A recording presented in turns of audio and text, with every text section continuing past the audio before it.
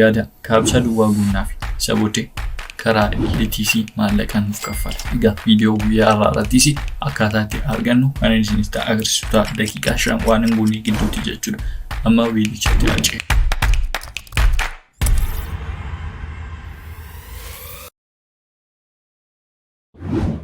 Egaa kana gochuufis liinkii description jalatti argamutti al takkaa ishee qofaa buutu isinirraa eegama jechuudha.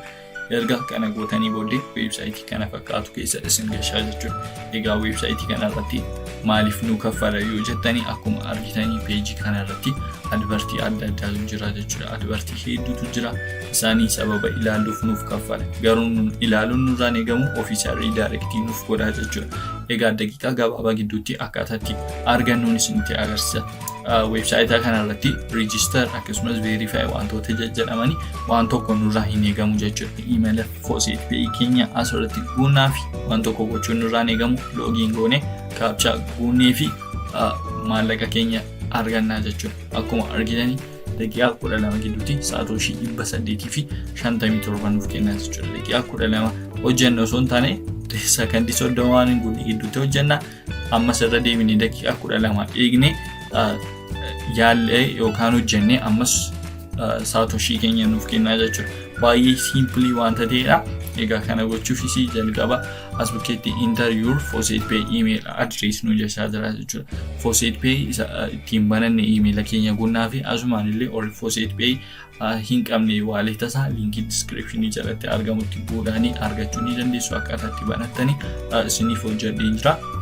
As bukkeetti al takkaa isheetti guutanii fi emaila keessan guutuuf jechuudha. Egaa erga emaila guutanii fi booddee waan tokko gochuun isinirraa hin eegamu galii guutanii fi login ishee jettu as bukkeetti argamtu kanatti al takkaa ishee bu'uu fi qofaadha. Egaa login gaafa gootanii fi akka kana solvii captcha guunnaaf jechuudha. Waan tokko gochuun nurraa hin eegamu captcha guutuu qofaadha. Egaa captcha guutuufis as bukkeetti barreeffamoota as bukkee jiranii asirraa irra deebinee fi guunnaa fi jechuudha. Yoo dogoggortanii amma fakkeenyaaf RD irraa kaakuni R irraa kan ka'u ishee kanarraa kanatti bu'aa jechuudha. Yoon immoo R mini kanatutti bu'amuu qabatee yoon dogoggoreera ta'e riseetiin godha deebiseen kanatti bu'aa jechuudha. Egaa amma waliin haguun.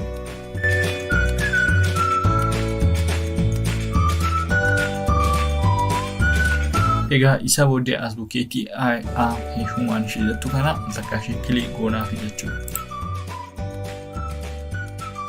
Akkuma argitanii captcha kana guunnaaf jechuudha. Akkuma warra kaan guunnuufitti waan adda ta'e hin qabu. Isa booddee verify goonaa fi gadi siqnee verify captcha ishee jettu kanatti takkaa ishee bu'uu fi qofaadha.